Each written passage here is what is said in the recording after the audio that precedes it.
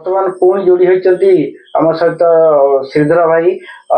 ଶ୍ରୀ ଶ୍ରୀ ଠାକୁର କେଶବ ଚନ୍ଦ୍ରଙ୍କର ସେ ସାଙ୍ଗ ଥିଲେ ଏବଂ ତାଙ୍କର ମଧ୍ୟ ଶିଷ୍ୟ ହୋଇଛନ୍ତି। ତ ଆମ ସନ୍ଧାନ ପ୍ଲସ୍ ମାଳିକା ସନ୍ଧାନ ମାଧ୍ୟମରେ ଅନେକ କଥା ମଧ୍ୟ ପୂର୍ବରୁ କହିଥିଲେ କିଭଳି ଭାବେ ଠାକୁରଙ୍କ ସହିତ ମିଳିମିଶି ରହୁଥିଲେ ଏବଂ ତାଙ୍କର କୋଉଭଳି ଭାବେ ଚିହ୍ନ ସବୁ ଦେଖିଥିଲେ, କୋଉଭଳି ଅଲୌକିକ ଘଟଣା ସବୁ ଦୃଶ୍ୟମାନ ହେଇଥିଲା ସେ ମଧ୍ୟ ସବୁ କହିଥିଲେ। ଆମେ ଏବେ ପଚାରିବା ପୁଣି ଯେ ଠାକୁରଙ୍କ ସହିତ ଯେହେତୁ ମିଶିଥିଲେ ଆଉ ତାଙ୍କ ସହିତ ଆମର ଯିଏ ଥିଲେ ଗୋକୁଳପୁର ରାହାଣିଆର ପଞ୍ଚାୟତର ଗୋକୁଳପୁରର ଯିଏ ସେଙ୍କା ଠାକୁର ମଧ୍ୟ ଏଠି ଆସିଥିଲେ, ସେ ବାବଦରେ କଣ କହିବେ? ସେଙ୍କା ବାବା ଆମର ଯେତେବେଳେ ଠାକୁର ଛୋଟ ପିଲା ହେଇଥିଲେ ତ ମାଳିକା ପ୍ରମାଣ ଅନୁସାରେ ଗୋଟେ ଚିଠି ଆସିଥିଲା ଆମ ପାଖକୁ। ସେ ରାମଦାସ ବି ଦେଇଥିଲେ ଯେ ଆମେ ତ ସେତେବେଳେ ଛୋଟ ପିଲା, ଠାକୁର ଯଦି 6 ବର୍ଷର ହେଇଥିଲେ ମାଳିକା ପ୍ରମାଣ ଅନୁସାରେ ମତେ ସେତେବେଳେ 4 ବର୍ଷ ନିହାତି। ଆଚ୍ଛା, ତାଙ୍କ ବାପା ତାଙ୍କୁ କାଖେଇକି ବୁଲୁଥିଲେ, କାନ୍ଧରେ ବସେଇକି ନେଇକି ଗଲା ବେଳକୁ ସେ ସେଙ୍କା ବାବା ଆମର ସେଠି ଖୁଦୁରୁକୁଣୀ ଯୋଉ ଭାଲୁକୁଣୀ ସେ ଗଢୁଥିଲେ। ସେ ଯୋଉଦିନ ଚକ୍ଷୁ ଫିଟେଇବା ଦିନ ସେଇଦିନ ଆମ ଠାକୁରଙ୍କୁ ତାଙ୍କ ବାପା କାନ୍ଧରେ ବସେଇକି ନେଇଛନ୍ତି, ଠିଆ କରିକି ଦେଖୁଛନ୍ତି। ସେଠୁ ତାଙ୍କୁ କହିଲେ ଏଇଠୁ ଗୋଟେ ଦୋକାନ ଅଛି, ମୁଁ ଆସେ, ତୁ ପୁଅ ଏଇଠି ଠିଆ ହେଇଥା। ଠାକୁର ସେଇଠି ଠିଆ କରିଦେଇ ଠାକୁରଙ୍କୁ ଠିଆ କରିଦେଇ ସେ ଦୋକାନକୁ ଗଲେ। ଯଦିଓ ଦୋକାନକୁ ଗଲେ ସେତିକିବେଳେ ସେ ବାବା ସେ ପିଲାଟିକି ଅନେଇ ଦେଲେ। ପିଲାଟି କଣ ଠାକୁରଙ୍କୁ ଅନେଇଲେ, ଠାକୁରଙ୍କ ଦେହରୁ କଣ ସେ ଦେଖିଲେ, କି ଆଭାସ ପାଇଲେ। ମାଳିକା ପ୍ରମାଣ କରୁଛି ତ ଚିହ୍ନ ଦେଖିଲେ, କି ଚିହ୍ନ ଦେଖିଲେ ମୁଁ ସ୍ପଷ୍ଟ କରିପାରୁନାହିଁ, କିନ୍ତୁ ତାଙ୍କର ଅଲୌକିକତା ଦେଖିକିରି ସେ ସେଇଦିନ ଭାଲୁକୁଣ୍ଡି ଚକ୍ଷୁ ଦାନ କରି ସେ ସେଇଦିନ ପଳେଇ ଆସିକି ଗୋବରୀ କୂଳରେ ବସିଲେ। ସେ ଗୋଟେ କଣ ତାଙ୍କର ଗୋଟେ ହେଲା ଅପୂର୍ବ। ଯୋଉ 12 ବର୍ଷ ଯୋଉ ସେଠି ଯୋଉ ବସିଲେ, ଘରକୁ ଗଲେ ସେଠି ବସିଲେ। ମଝିରେ ମଝିରେ ମୁଁ ତାଙ୍କ ସ୍ତ୍ରୀକି ବି ଥରେ ପଚାରିଥିଲି, କହିଲେ ମଝିରେ ମଝିରେ ଘରକୁ ଯାଆନ୍ତି, ରୋଜ ନାହିଁ ସେ ବନ୍ଧ ଉପରେ ବସନ୍ତି, ନହେଲେ ସେ ପାଣି ଭିତରେ ନାଉ ରଞ୍ଜା ତଳେ ସେ ପିଣ୍ଡାରେ ଏମିତି ବସନ୍ତି। ମୁଁ ଯେତେ କାନ୍ଦେ କାଟେ ଘରକୁ ଚାଲ, ଏ ଘରକୁ ଯାଆନ୍ତି ନାହିଁ। ଏମିତି ସବୁ ବହୁତ ଦୁଃଖର କାରଣ ଭିତରେ ରହିଲେ। କିନ୍ତୁ ସେ ସେଇଠି ମୁଁ ତାଙ୍କୁ ଜାଣିଲି, ମୁଁ କହିଲି ଆଚ୍ଛା, ତାଙ୍କର ଯୋଉ ଅଲୌକିକ ଆପଣ ତାଙ୍କୁ ଦେଖେଇଲେ, ସେ ଅଲୌକିକ ତାଙ୍କୁ କଣ ବାଉଳା କଲା? ତାଙ୍କର ସେଇଟା କଣ ଆଶୀର୍ବାଦ ନା କଣ? ଯୋଉ ଗୋଟେ ଭଗବତ କୃପା ସେଇଠି କଣ ସେ ପାଇଗଲେ ନା? ହଁ, ସେ ସେଭଳିଆ କଥା ଆଉ ତାଙ୍କର ତ୍ୟାଗଟା ଆସିଗଲା ଆଉ ସାଂସାରିକ ମୋହ ତ୍ୟାଗ କରିକି ସେ ଗୋଟେ ପଥ ଅଲଗା ପ୍ରକାର ଧରିନେଲେ ଆଉ ମୁଁ କହିଲି ଆପଣଙ୍କୁ ସେ ଦର୍ଶନ ତାଙ୍କୁ କେବେ କେବେ ଦିଅନ୍ତି? ନାଇଁ, ଦର୍ଶନ ନଜରଟା ମୋର ଥାଏ ଆଉ ତାଙ୍କ ଉପରେ ଆଉ ନଜର ରହିଲେ ସେ କର୍ମଯୋଗ ବ୍ୟବଧାନରେ ନଜର ଥାଏ। ଲାଷ୍ଟକୁ ମୁଁ ତାଙ୍କ ଦର୍ଶନଟା ଯୋଉଦିନ ତାଙ୍କୁ ଦର୍ଶନ ଦେଲେ ସେଦିନ ମୁଁ ଜାଣିଲି ତାଙ୍କ ଡାଏରୀରେ ସେ ଲେଖିଥିଲେ। ମୁଁ କହିଲି ସେଙ୍କା ବାବା ଲେଖିଲେ ଡାଏରୀରେ, କାଲି ତାଙ୍କୁ ଦର୍ଶନ ଦେଇଛନ୍ତି ନା? ହଁ, ମୁଁ ତାଙ୍କୁ ଦର୍ଶନ ଦେଇଛି। ଆଉ ସେଇଥିରୁ ଆପଣ ଅନୁମାନ କରୁଥିବେ ଯେ ସେଙ୍କା ବାବାଙ୍କର ଠାକୁରଙ୍କର କି ସମ୍ପର୍କ।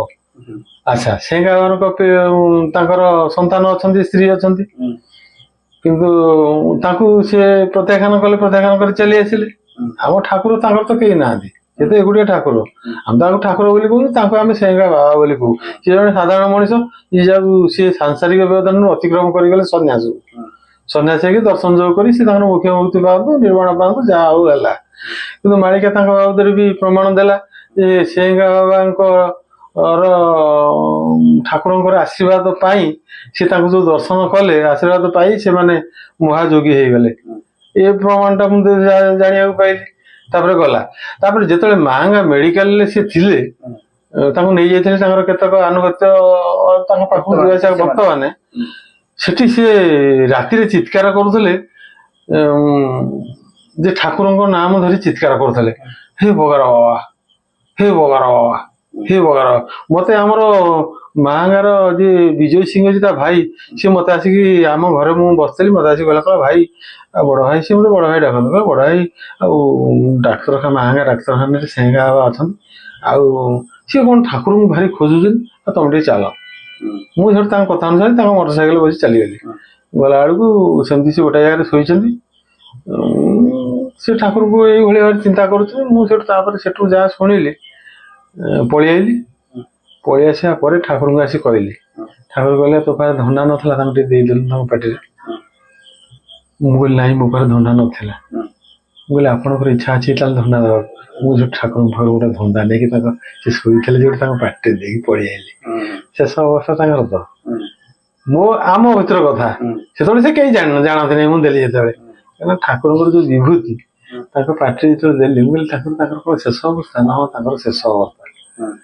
ଆଉ ମୁଁ କହିଲି ତାଙ୍କର କଣ ଆଉ ଖେଳାଳିଲା କିଛି ନାହିଁ? ନା ନାଇଁ, ତାଙ୍କର ବ୍ୟକ୍ତି ବ୍ୟବଧାନରେ ଯାହା ଖେଳାଳିଲା ତାଙ୍କର ସରିଗଲା। ସେ ତ ଭଗବତ କୃପା ପାଇ ଯୋଉମାନେ ମୁଖ୍ୟମନ୍ତ୍ରୀ ନିର୍ବାଳ ପାଆନ୍ତି ସେଇ ଈଶ୍ୱରକୁ ସେ ପଳେଇଗଲେ, ତାଙ୍କର ଆଉ କଣ ଅଛି? ସେଥିପାଇଁ ମୁଁ ତାଙ୍କ ପାଟିରେ ସେ ବିଭୂତି ଦେଇକି ପଳେଇ ଆଇଲି। ତାପରେ ସେ କେତେବେଳେ ଯାଇଥାଏ, ମୁଁ ସେ ଖବରଟା ନେଇଦେଲି। ଠାକୁର ତାଙ୍କ ବ୍ୟବଧାନ ସେ କଣ ରାତିରେ କରିଦେବେ ଆଉ।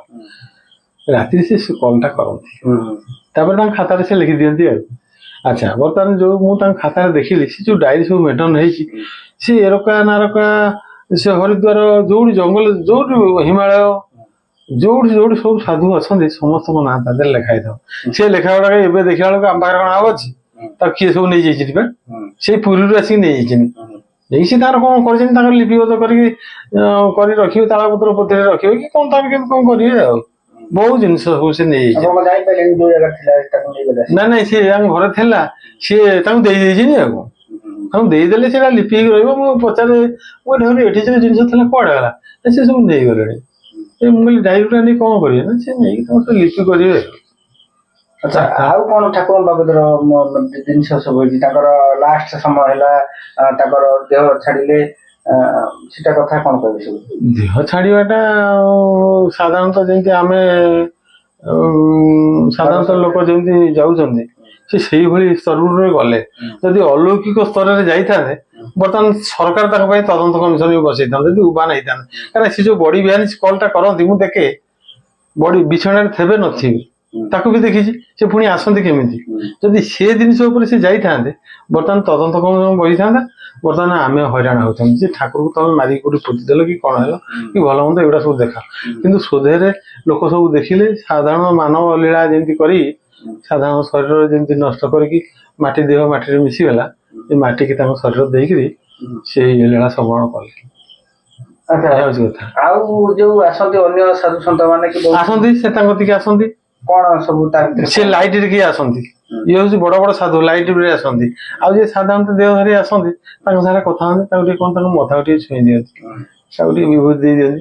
ବିଶେଷ ଭାବରେ ମୁଁ ଦେଖିଲି ମଥାକୁ ଛୁଇଁ ଦିଅନ୍ତି। ସାଧୁ ମାନଙ୍କର, ହଁ, ସାଧୁ ମାନଙ୍କର ବି ଛୁଇଁ ଦିଅନ୍ତି। ସେମାନେ ବି ଭାରି ତାଙ୍କ କତିରେ ଆସିକି ଅଧୀନ ହେଇକି କାକୁସ୍ତ ମିନତି ହୁଅନ୍ତି, ପ୍ରଭୁ ଆମକୁ ଟିକେ କୃପା କର, ଏଇ ସବୁ କରିକି ସେ ଭାରି ଅଧୀନ ହେଇକିରି ଭାରି ଏକଦମ ଇଏ ହୁଅନ୍ତି ଏକଦମ। ଠାକୁର ସେଠୁ ବହୁତ କଷ୍ଟ ତାଙ୍କ ମୁଣ୍ଡକୁ ଟିକେ ଖାଲି ଆଙ୍ଗୁଠିରେ ଟିକେ ଛୁଇଁଦେବେ ଆଉ। ସେ ବହୁତ ମାନେ ଏତେ ମାନେ ସେଟା ଦେଖିଲେ ଭାରି ଦୁଃଖ ଲାଗିବ। ସେ ସାଧୁ ମାନେ ସବୁ ମାନେ ଦାଢି ଜଟା ସେଟା ସବୁ ଅଛି ତ ସବୁ, ତାପରେ ବୃଦ୍ଧ ବୟସ ହେଲାଣି ସେ। ଆଉ ଠାକୁର ତ ଗଲେଣି, ପୁଣି ଏଇ ବଗାର ଯୋଉ ମାଳିକା ବର୍ଣ୍ଣିତ କ୍ଷେତ୍ର ଆଉ ପୁଣି କିଛି ନାଇଁ ଆସିବ। ବର୍ତ୍ତମାନ ସିଏ ଯୋଉ ଧାରା ଦେଇଯାଇଛନ୍ତି, ଯୋଉ ନୀତି ନିୟମ କରିଦେଇଛନ୍ତି, ସେ ନୀତି ନିୟମ ଭିତରେ ଯିଏ ରହିବ ସିଏ ମୋକ୍ଷ ମୁକ୍ତି ନିର୍ବାଣ କି ସଂସ୍କାର ଗୋଟେ ପାଇବ, ସଂସ୍କାରଟି ପାଇବ। ତା ଉପରକୁ ମୋକ୍ଷ ମୁକ୍ତି ନିର୍ବାଣ ଖାଲି ମୁହୂର୍ତ୍ତ କହିଲେ ହବନି, ମୋକ୍ଷ ମୁକ୍ତି ନିର୍ବାଣ ବି ପଦ ଉନ୍ମୋଚନ ହେଇଯିବ। ସେଥିପାଇଁ ସେ ଦୌଡୁଛନ୍ତି। ତାଙ୍କର ଅର୍ଘ୍ୟ ତିଥି ବାରି ଅଛି, ବାସନ୍ତ, ସଂକ୍ରାନ୍ତି, ପୂର୍ଣ୍ଣମୀ, ଏକାଦଶୀ, ପ୍ରତିପଦା ଏସବୁ ଅଛନ୍ତି। ତାଙ୍କର ଠାକୁରଙ୍କ ପୀଠ ଟିକେ ବୁଲି ଆସିବା, ପ୍ରଣାମ ଟିକେ କରିଦେଇ ଆସିବା। ଆଉ ଗୁରୁ ଆମର ଶାସ୍ତ୍ର କହୁଛି ଯେ ସେଭଳି ଗୁରୁ, ଯେ ଗୁରୁ କେତେବେଳେ ମୃତ୍ୟୁବତ ତମେ ଶିଷ୍ୟମାନଙ୍କୁ କୁହନ୍ତି ଯେ ତମେ ଭାବିବ ନାହିଁ। ଶାସ୍ତ୍ର ବି କହୁଛନ୍ତି। ଆମେ ଭାବୁଛୁ ସିଏ ଜୀବିତ ଅଛନ୍ତି, ଆମ ଭିତରେ ବି ଅଛନ୍ତି। ସ୍ୱର୍ଣ୍ଣକ୍ଷେତ୍ରର ପତି ହୃଦକନ୍ଦରରେ ସବୁବେଳେ ବିରାଜମାନ। ସିଏ ହଉଛି ପରମ ପିତା, ପରମ ପୁରୁଷ, ଚରମ ପୁରୁଷ। ସେ ସବୁ ଯାକ ଏଇ ହୃଦୟ ଭିତରେ ରହିଛନ୍ତି। ଯିଏ ଧ୍ୟାନ ଚକ୍ରରେ ଦେଖିପାରିଲା, ଜାଣିପାରିଲା, ସେ କର୍ମ ବ୍ୟବଧାନରେ ରହିପାରିଲା, ସେ ସବୁ କିଛି ଅନୁଭବ କରିପାରିବ। ଏଇ ଯୋଉ ରାମକୃଷ୍ଣ ହରି ଯେମିତି ଆମେ ହରେ ରାମ ହରେ କୃଷ୍ଣ କରୁଛୁ, ସେ ସେଭଳି ତାଙ୍କର ମନ୍ତ୍ର, ସେ ଯୋଉ ମନ୍ତ୍ର ଦେଇଛନ୍ତି ସେଟା ମାନସ କ୍ରିୟାରେ ଉଚ୍ଚାରଣ ଚାଲିଛି। ଯୋଉମାନେ ଦୀକ୍ଷା ନେଇଛନ୍ତି ସେଟା ମାନସ କ୍ରିୟାରେ ଛଡା କିନ୍ତୁ ମୁହଁରେ ଉଚ୍ଚାରଣ କଲେ ସେ କାମକୁ କୌଣସି କାମକୁ ପାଇବନି। ଏ ଆମେ ହରେ କୃଷ୍ଣ କୃଷ୍ଣ କୃଷ୍ଣ ହରେ ହରେ ଯେମିତି ହଉଛୁ, ଇଏ ହଉଛି ରାମତାରକ ମନ୍ତ୍ର। ବହୁତ ଦିନରେ ସେତେବେଳେ ଆମର ଚୈତନ୍ୟ ଦେବଙ୍କ ସଂସ୍କୃତିରେ ଏଗୁଡା ସବୁ ସେ ଘୋଷଣା ନାମା ହେଇଥିଲା, ସେଇଆକୁ ଲୋକ ବି ଭକ୍ତ ମାନେ କରୁଥିଲେ। କିନ୍ତୁ ତାଙ୍କର ଏଇ ଜିନିଷ ନୁହଁ। ତାଙ୍କର ମାନସ କ୍ରିୟାରେ ତାଙ୍କର ଯୋଉ ବୀଜ ମନ୍ତ୍ରଟି ଦେଇଛନ୍ତି, ସେ ବୀଜ ମନ୍ତ୍ରଟି ଜପିବାକୁ ପଡିବ। ଆଚ୍ଛା, ଠାକୁର ଯେତେବେଳେ ଦେହ ଛାଡିଲେ, ତାଙ୍କର ଦେହ ଖରାପ ଥିଲା, ସେ କଟକ ଯାଇଥିଲେ, ତାଙ୍କ ବାମ କୋଉ ଗୋଡ ନା କୋଉ ଗୋଡରେ କିଛି ଆଘାତ ହେଇଥିଲା? ନା ମ ଆଘାତ ଆଉ କଣ, ସେ ଗୋଡ ସେମିତି ଯେତେବେଳେ ସ୍ଥାଣୁ ଭଳିଆ ହେଇଥିଲେ ଆମେ ତେଲ ଫେଲ ସବୁ ମାରିଦବୁ, ଗୋଡ ସେମିତି କିଛି ଇଏ ହେଇନଥିଲା, ସେ ଛୋଟେଇ ଛୋଟେଇ କିଛି ସ୍ଥିର ସହକାରେ ଚାଲୁଥିଲେ ଆଉ କଣ, ଶେଷ ପର୍ଯ୍ୟାୟ ଅବସ୍ଥା ଆଉ କଣ ଦୂର ଦୂର ଆଗେ ଯେମିତି ହଉଥିଲେ ଏହା ହଉଛି କଥା, ଗୋଡରେ କିଛି ସେମିତି ହେଇନଥିଲା। ଆଚ୍ଛା, ସେ କଟକ ମଧ୍ୟ ଯାଇଥିଲେ? ହଁ କଟକ ଯାଇଥିଲେ, ତାଙ୍କୁ ସେ ଭୁବନେଶ୍ୱର ନେଇଗଲେ। କେତେକ ଲୋକ, ବିଭିନ୍ନ ଲୋକଙ୍କର ବିଭିନ୍ନ ମତ।